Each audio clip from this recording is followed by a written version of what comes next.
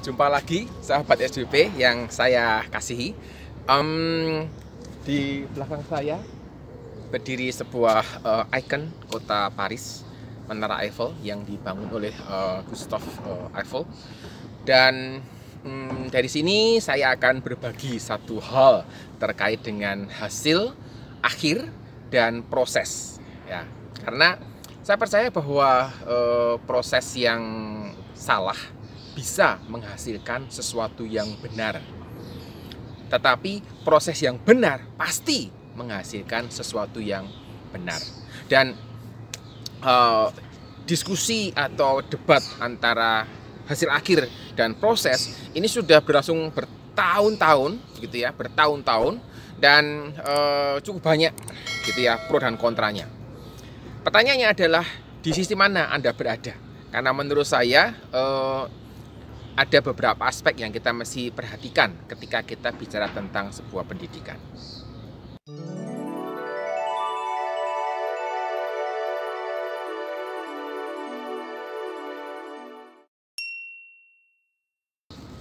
Sebenarnya secara umum gitu ya, guru yang tidak mau repot gitu ya, cenderung akan lebih berorientasi pada hasilnya.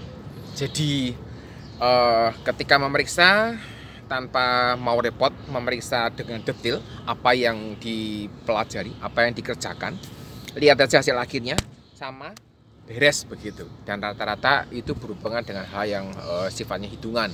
Kalau ilmu sosial kan cerita nih jawabannya, jadi harus dibaca tahu semua.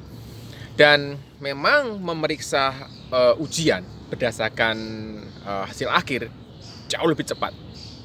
Pilihan ganda 100 soal gitu ya dapat diperiksa dalam waktu ya kalau menggunakan komputer mungkin dihitungkan detik gitu ya.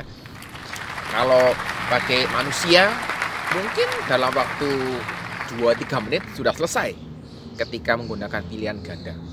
Dengan sangat cepat dapat diperiksa, dan itu apa ya, menurut saya memberikan godaan kepada guru mohon maaf, kepada guru untuk membuat soal pilihan ganda, karena dengan membuat soal pilihan ganda maka lebih cepat proses koreksinya, tidak merepotkan gitu ya, hasil segera bisa diperoleh ya, mahasiswa. Saya pernah punya pengalaman menarik gitu ya dengan mahasiswa di kelas saya. Mereka ambil bilang nih, "Pak, ujiannya," banyak juga ya, "Pak, ujiannya pakai pilihan ganda saja.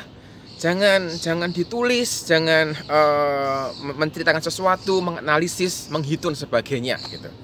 Terus kemudian saya bilang begini, "Oh, bagaimana kalau BS? Betul salah gitu ya." Tapi saya bilang begini, kalau menjawabnya betul gitu ya, alasannya apa? Kalau salah, alasannya apa gitu ya. Terus saya bilang juga, lanjutkan, jika jawabannya itu cocok dengan kunci jawaban gitu ya, tetapi alasannya itu tidak mendukung, maka nilainya -1. Jika jawabannya itu sesuai dengan kunci jawaban, tetapi dan alasannya tepat, cocok begitu, nilainya +1. Kemudian jika tidak menjawab, nilainya 0. Anda tahu apa yang terjadi? Mereka mengatakan, "Sudah Pak, kembali saja ke ujian yang normal." Gitu. Kenapa?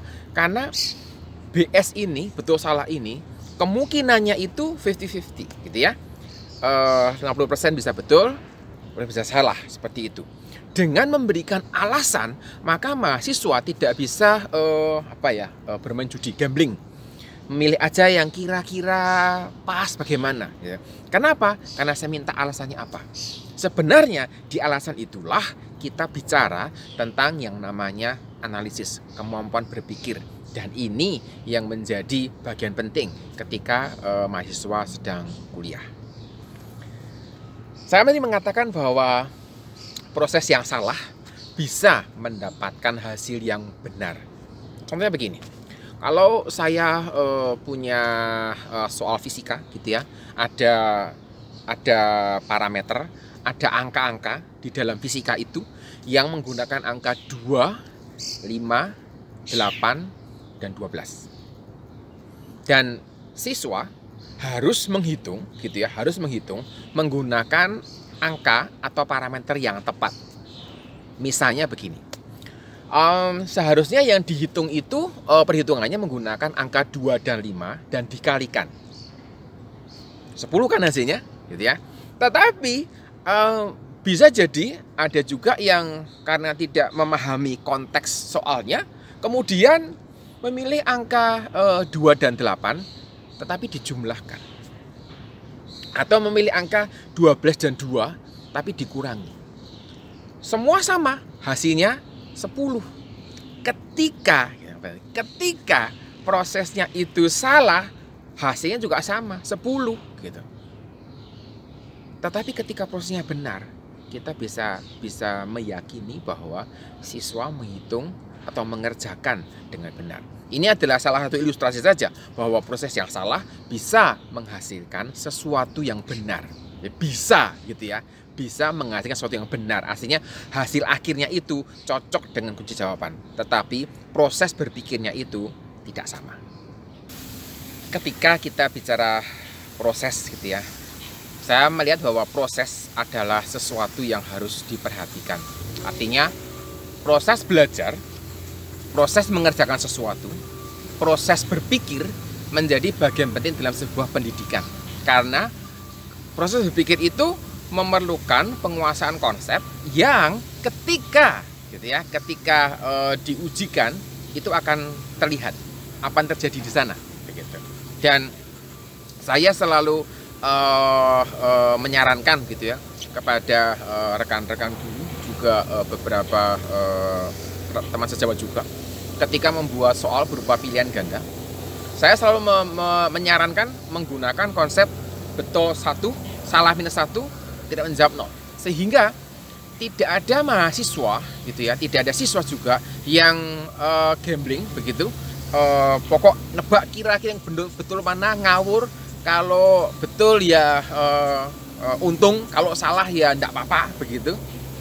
Tetapi dengan memberikan penalti betul +1, salah -1, kalau tidak menjawab 0 gitu ya, maka ini meminimalkan konsep untung-untungan yang dipikirkan oleh siswa dan mahasiswa, sehingga mereka akan menjawab dengan hati-hati. Kalau tidak mengerti, tidak tahu jawabannya, lebih baik dikosongi daripada nanti dijawab malah mengurangi nilainya.